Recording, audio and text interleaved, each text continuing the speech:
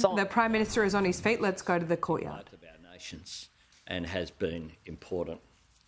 I spoke about critical minerals and the importance of critical minerals for both of our countries and what Australia can provide. We essentially have the periodic table under our feet in this country, and that's a big plus for Australia going forward. And we are very conscious of the fact that the United States is aware of what we can deliver when it comes to critical minerals. I spoke about Australia as a source of investment capital. We have, under our funds available, some US $2.8 trillion at the moment. That will rise as well up to around about $7 trillion US over coming decade and a half. That's a big plus that we have. We have, in addition to that, of course, $300 billion US in the Future Fund. There'll be a summit take place on the 24th, 25th of February in Washington, DC at our embassy. The President agreed that there would be senior US representatives will participate in that. I was at the Australian Industry Group dinner last night, and that was sponsored by Australian Super. Major Australian superannuation funds will be represented there, and they're looking at a significant investment into the United States. We have a $2 trillion economy here.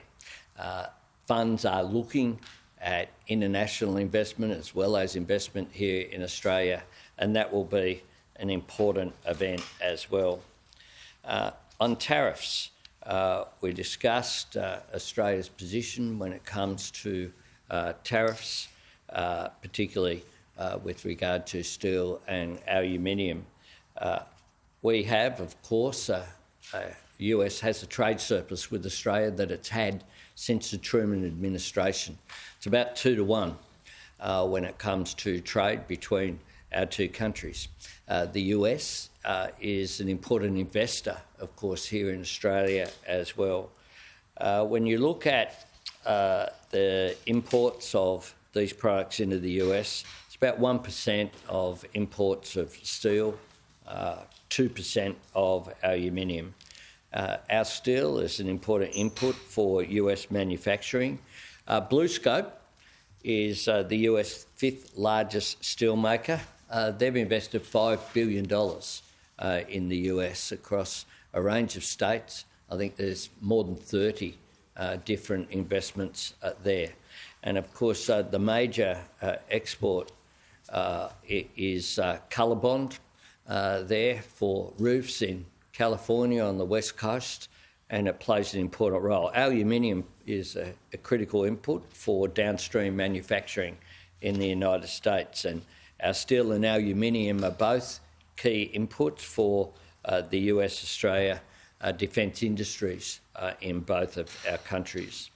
I presented Australia's case for an exemption, and we agreed on wording to say publicly, which is that the US President agreed that an exemption was under consideration in the interests of both of our countries.